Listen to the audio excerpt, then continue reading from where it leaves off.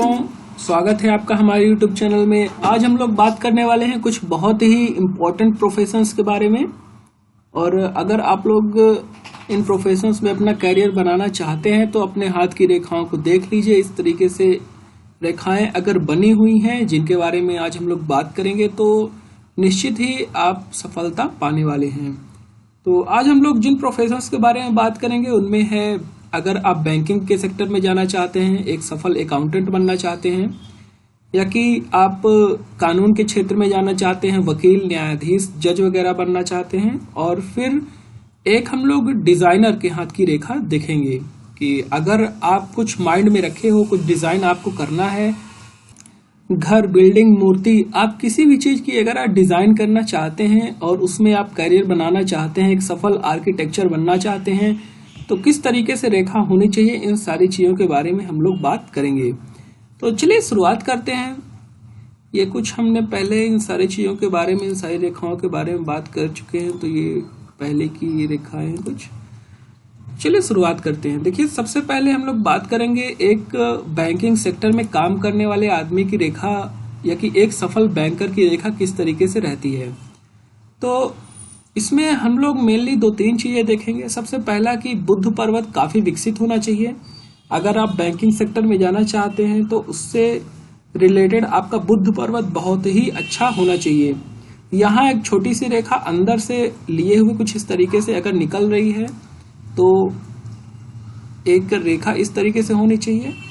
फिर यहाँ आपका सूर्य पर्वत काफी विकसित होना चाहिए। यहाँ भी एक अंदर को ध्यान रखिए, यहाँ पर से इस तरीके से रेखा निकले रहे, ज्यादा नीचे तक ना भी जाए तो चलेगा, लेकिन अंदर से रेखा निकली होनी चाहिए। और एक सफल भाग्य रेखा होनी चाहिए जो कि शनि क्षेत्र पर जाए, कुछ इस तरीके से। अंगूठा आपका मजबूत है और इतनी सारी चीजें हैं तो आप एक बहुत ही अच्छे अकाउंटेंट रहेंगे, बहुत अच्छे बैंकर आप रहेंगे, या कि हो सकता है आप इनकम टैक्स डिपार्टमेंट में भी आप काफी अच्छा काम करें, काफी अच्छा नाम कमाएं।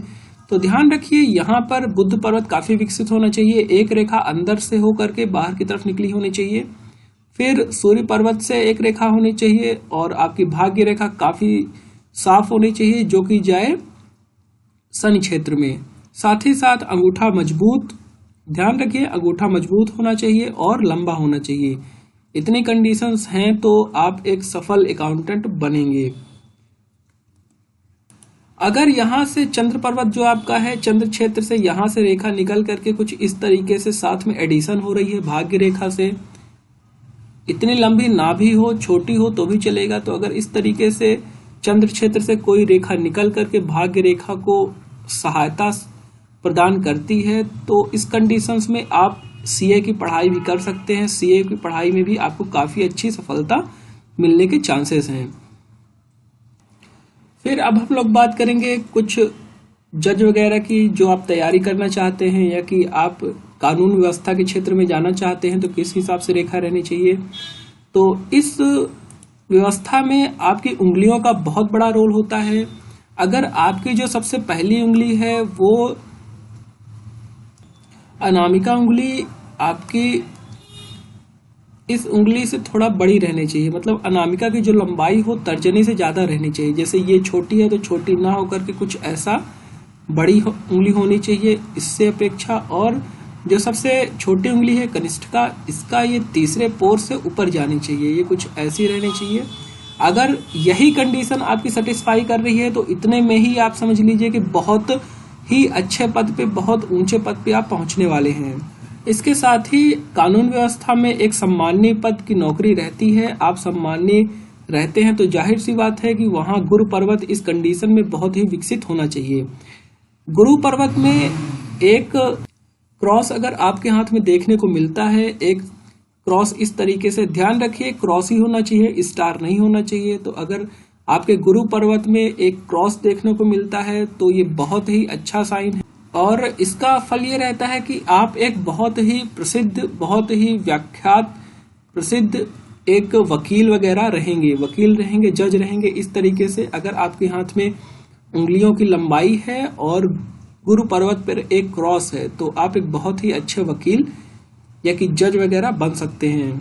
इसके साथ ही साथ भाग्य रेखा आपके हाथ में बहुत अच्छी होनी चाहिए। भाग्य रेखा अगर शनि क्षेत्र में जा रही है तो ये बहुत अच्छा बल प्रदान करती है और आपको ये सुनिश्चित करती है कि एक सफल वकील और सफल जज आप बनेंगे।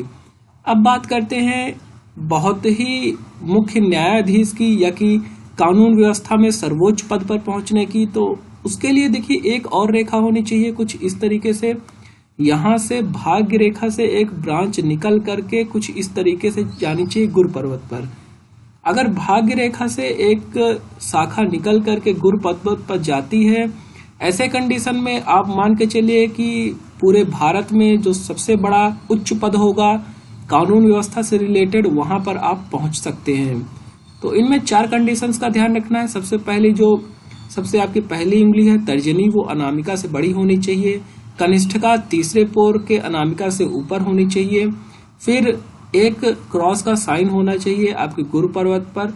और तीसरा साइन है कि अंगूठा लंबा और सुदृढ़ होना चाहिए। और भाग्य रेखा से एक ब्रांच निकल करके गुरु पर्वत पर जानी चाहिए। अगर इतनी कंडीशन आपके हाथ में सेटिस्फाई करती है तो इस क्षेत्र में कानून व्यवस्था में आप बहुत अच्छी सफलता प्राप्त करेंगे। अब हम लोग बात करेंगे अपने तीसरे टॉपिक के बारे में कि एक सफल डिजाइनर या कि सफल शिल्पकार, एक स्ट्रक्चरल डिजाइनर, इंजीनियर की किस तरीके से हाथ में रेखाएं रहती हैं। तो देखिए यहाँ पर सबसे पहली बात जो ध्यान देने लायक है कि उंगलियां लंबी होनी चाहिए। जैसे ये छोटी उंगली है तो इस तरीके से नहीं रहना चाहिए, उंगलियां लंबी हो और उंगलियों का जो सबसे पहला वाला पोर्शन है वो चौकोर होना चाहिए, नुकीला ना हो, थोड़ा सा चौकोर हो, इस तरीके से नुकीला नहीं होना चाहिए। और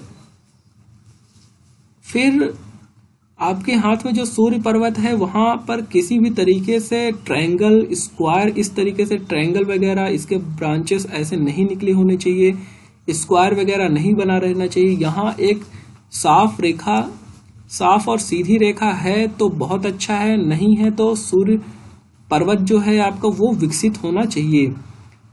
साथ ही साथ सूर्य पर्वत एक वेल डेवलप्ड होने के साथ साथ अंगूठा पतला और लंबा होना चाहिए। अगर आपका अंगूठा पतला है, अपेक्षाकृत उंगलियों से अंगूठा पतला है, तो ही आप एक बहुत ही अच्छे डिजाइनर वगैरह बनेंगे और उस कैरियर में आपको बहुत सफलता मिलने वाली है। तो इसमें सबसे विशिष्ट बात है कि उंगलियां लंबी और चौकोर नुमा होनी चाहिए। उंगलियां लंबी हो और चौकोर नुमा हो, नुकीली नहीं होनी चाहिए और अंगूठा पतला और लंबा हो। साथ ही साथ सूर्य पर्वत पर किसी भी तरीके से क्रॉस, स्टार या कि ट्रायंगल इस तरीके से नहीं बना रहना चाहिए। साथ ही साथ यही चीज हम देखेंगे शनि पर्वत के लिए भी कि यहाँ भी किसी भी तरीके से स्क्वायर, ट्रायंगल या कि इस तरीके से स्टार, ट्रायंगल, स्क्वायर कुछ भी नहीं बना रहना चाहिए। अगर ये क्षेत्र बहुत ही ज्यादा विकसित है तो बहुत अच्छा है, अगर विकसित नहीं है, केवल एक लाइन है खड़ी, तो भी इसको अच्छा मानते हैं। तो अगर इतनी रेखाएं आपके हाथ में है तो निश्चित रूप से आप एक बहुत ही अच्छे डिजाइनर, स्ट्रक्चरल इंजीनियर या कि शिल्पकार इस तरीके से आप बनेंगे। बहुत ही ज्यादा इनोवेटिव आइडियाज आपके दिमाग में आते हैं और साथ ही साथ उनको आप इम्प्लीमेंट भी बहुत अच्छे से करते हो। तो आज के वीडियो में बस इतना ही। बने रहिए हमारे वीडियो के साथ, मिलते हैं अगले वीडियो में अगले टॉपिक के साथ। तब तक के लिए बहुत बहुत धन्यवाद।